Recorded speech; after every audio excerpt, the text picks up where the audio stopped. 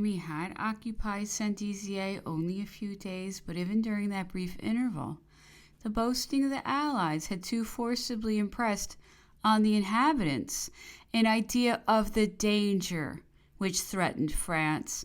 They pictured to themselves the circle of invaders that was spreading round the capital, and the miseries created by the presence of the enemy were aggravated by the despair of obtaining either deliverance or revenge. But the Allied troops, who only the day before had manifested such confidence, now commenced a precipitate retreat. They fled, exclaiming that the Emperor Napoleon was pursuing them and was at their heels. This intelligence roused the inhabitants of Saint-Dizier. Napoleon appeared. They could scarcely believe their eyes.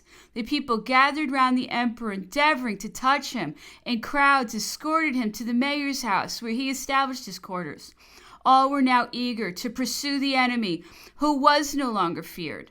Enthusiasm spread from place to place until it reached the villages of Barrois and the forest of Durs. The peasantry collected their arms, pursued the enemy, and brought prisoners to Saint-Dizier. The reports of the inhabitants and the prisoners perfectly coincided.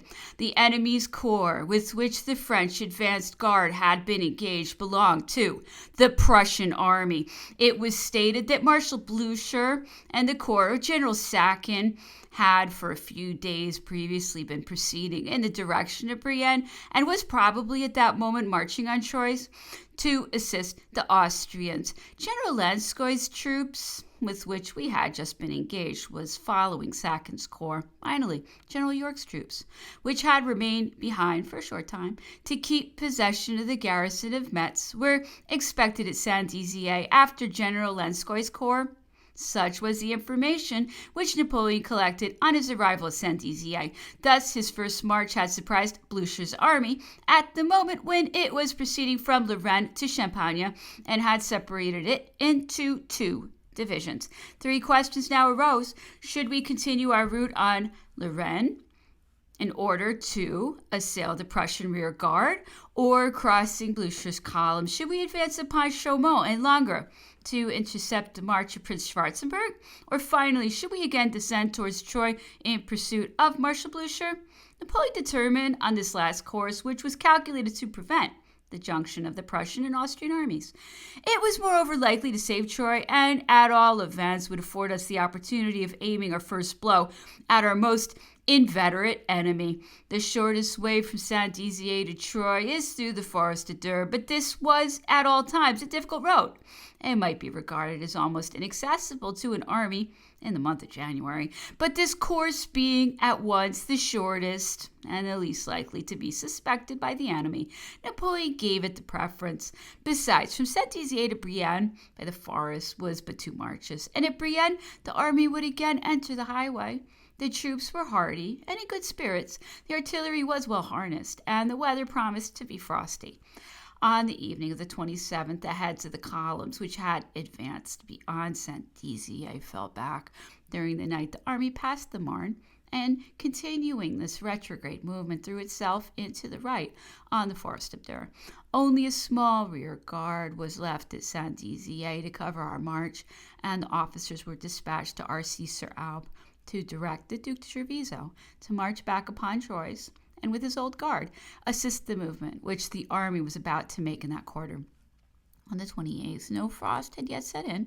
It rained, and the army had great difficulty in continuing its march, but the joy testified by the inhabitants, who thought themselves saved when they saw our troops advancing on the footsteps of the enemy, inspired hope and diverted away every thought of fatigue. Napoleon halted at the village of Éclaron while the sappers were restoring the bridge.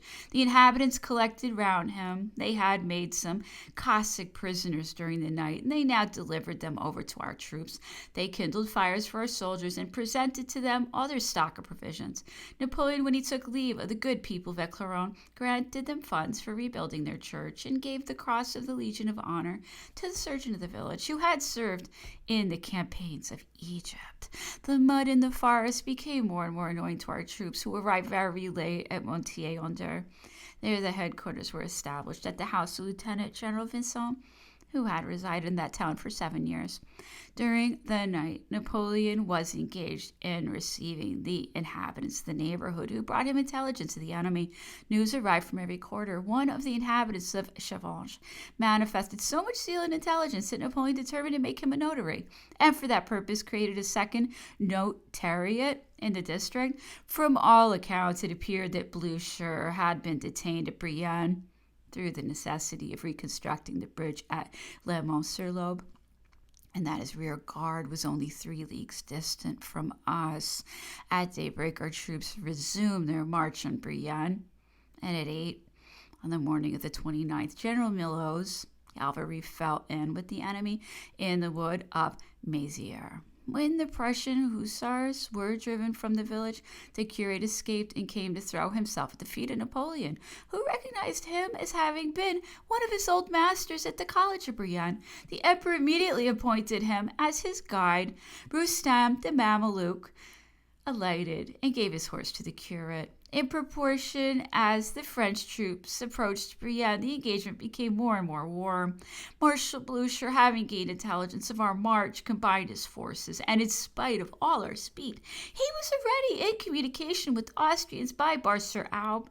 He wished to maintain his possession at Brienne until their arrival, and at all events he had taken measures to secure a retreat to them in case of necessity. He occupied with a strong body of his forces the hill on which stands the town of Brienne. His picked troops were ranged on the terraces of the castle overlooking the town. The Russians, commanded by General Ausifiev, were to defend the streets of the lower town. Our most determined attack was directed against the terraces of the park.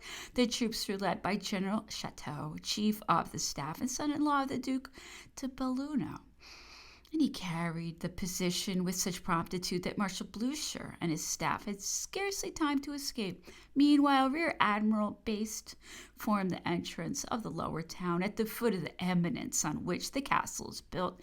This exploit cost the admiral his life, but his troops rigorously maintained the conflict. While ascending the streets leading to the castle, our sharpshooters fell in with a party of Prussian officers who were hastily descending to the town. Several were made prisoners, and among the number was young Hardenberg, the nephew of the Chancellor of Prussia. He stated that when taken, he was surrounded by the officers of the Prussian staff, and that Blucher himself was by his side. Our old enemy had thus escaped almost miraculously. This was not the last favor of the kind which fortune had in reserve for him during the campaign. The bulk of the enemy's army at length quitted Brienne and took the road to Bar-sur-Aube to meet the Austrians, but the Prussian rear guard, which remained in possession of a part of the town, obstinately endeavored to retake the castle. Our troops defended it with equal spirit, and the approach of night did not terminate the contest. While the position was thus disputed, the French army bivouacked in the plain between Brienne and the wood of Mézières. Our artillery filed off in the greatest avenue to take the positions assigned to them, and Napoleon, having issued his last orders, returned by the same path to his headquarters at Mézières. He was proceeding a few paces before his aides-de-camp, listening to Colonel Gourgaud's account of a maneuver that had taken place. The officers of his household were following, wrapped up in their cloaks. It was very dark, and amidst the confusion of the night encampment, the parties could only recognize each other at intervals by the light of the bivouac fires.